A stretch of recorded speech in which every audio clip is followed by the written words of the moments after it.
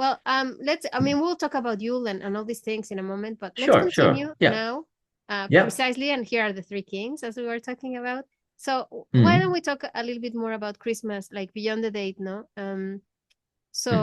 We already talked a little bit about, or why is Christmas celebrated on December 25th, and what historical factors influence this choice? You already told us a little bit that it has to do with the winter solstice, and also I don't know if people know this, but why is it the 25th? It's because normally the as you say, no, the solstice can fall on the 20th or the 21st of December.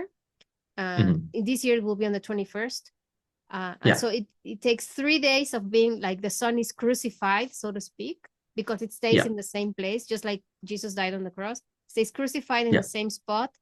And then on the fourth day, it starts going forward, and we're moving forward towards the spring, towards having more light. So that is why it's celebrated on the 25th. So it's more than a historical thing. I would say that it's more like related to a natural thing, no? Yeah, again, so many of these births of light are around this time. If you look, for example, again, not just in the pagan tradition, sorry, Christian tradition, but also pagan tradition, the Supernalia, for example, is also not perfectly on the winter solstice, but often is around the 17th, 18th of December, for example. Another thing, if you look at the birth of Horus, which is also the child of light, falls most of the time between the 4th and the 6th of January. Okay. So the calculations on certain calendars and observations of the light do slightly differ, of course. This also has to do of the point of the perspective where we are at that moment of observation. Yeah.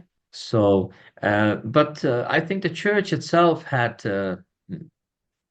debates among themselves when that particular time um, should be documented. Yeah. Yeah. So I know that there are that there are differences sometimes between the appointed date for the birth of Christ. Yeah. It's not always has been the 25th of December. Yeah, and that's also why we, for example, here in Mexico, we celebrate the 6th of January, like the Day of the Three Kings. It's a big deal. We also have like this tradition where we have these like big, we call it Rosca de Reyes. So it's like a round kind of bread, sweet bread. Yeah. And we hide inside the little baby Jesus. So it's a plastic baby Jesus. So you cut the bread on the 6th. And if you cut it and you get the baby, you have, and it's there because it's hiding, no? Because Herod will come and get the baby. So you're the guardian of the baby. You have to take care of the baby. And then on Candlemas, you have to make tamales to celebrate that the baby is going to be presented in the temple. So you become like the godmother or godfather of Jesus by doing this. That's nice. It's like this, all these traditions, like it right, like really takes time. It's not only Christmas, it's the period before Christmas, as you say, starting with the 1st of November, no, around Samhain or Day of the Dead, and then it moves all the way up to the 6th of January. And that's really interesting. Exactly. Yeah. I don't know if it's okay. We can, if you want, then we can, because we already talked about the meaning of the symbolic meaning of the light, no, being born at Christmas. You already told us the importance of it. Hello, Synchronauts. Thank you for watching this excerpt of one of our Elysian Roundtables episodes with Mike Bais from Circle of Avalon.